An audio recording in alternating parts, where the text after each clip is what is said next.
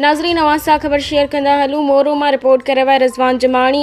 हर साल जीअं हिन साल बि 25 मुहर्रमुल हराम जी राति करबला जे बीमार चौथे इमाम सज्जाद अलैहिस्सलाम जी शहादत जे सिलसिले में मोरो हुसैनी इमाम बारगाह में मजलिस ऐं अज़ादारी जो प्रोग्राम मुनक़िद कयो वियो।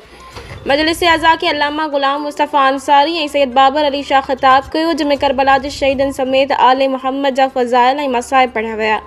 मसाइब दौरान शिया मोमिन ज़ारो कतार रोईंदा रहिया। मजलिस अज़ा खे ख़िताब कंदे ज़ाकिर चयो त करबला खां पोइ यज़ीदियत ख़िलाफ़ टीगी जंग इमाम सज्जाद अलैहिस्सलाम ऐं संदसि फुफी इमाम अली अलैहिस्सलाम जी धीउ साइण ज़ैनब अलैहिस्सलाम कई आहे ऐं पंहिंजे ख़ुतबनि सां यज़ीदियत जे तख़्त खे लोॾे छॾियो हो।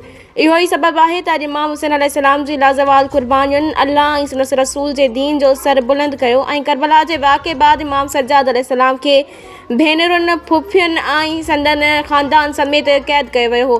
हिननि चयो त इमाम सज्जाद अलैहिस्सलाम करबला जे वाक़े खां पोइ 40 साल रत जा ॻोढ़ा रुनो आहे ऐं अॼु संदसि यादि में हर साल जीअं हिन साल बि संदसि शहादत जे सिलसिले में खेसि भेटा पेश करण लाइ मजलिस अज़ा ऐं अज़ादारियुनि जो सिलसिलो जारी आहे।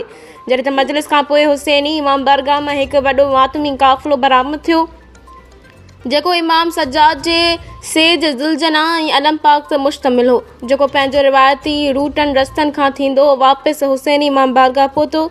जॾहिं त हर साल जीअं हिन साल बि मातमी जुलूस में पूरी सिंध मां सॼी राति ॿाहिरियां आयल अंजुमननि जो सिलसिलो जारी रहियो, जंहिंखे सिंध जे मुख़्तलिफ़ नुहा ख़ाननि नुहा पढ़िया ऐं शिया मोमिनीन पारां सीना ज़नी जो ज़ोरदार मातम कयो वियो। जॾहिं त सिक्योरिटी जा इंतज़ाम ओपन स्काउट अमलदार अलमदार स्काउट संभालिया ऐं इंतिज़ामिया सख़्तु कया विया हुआ।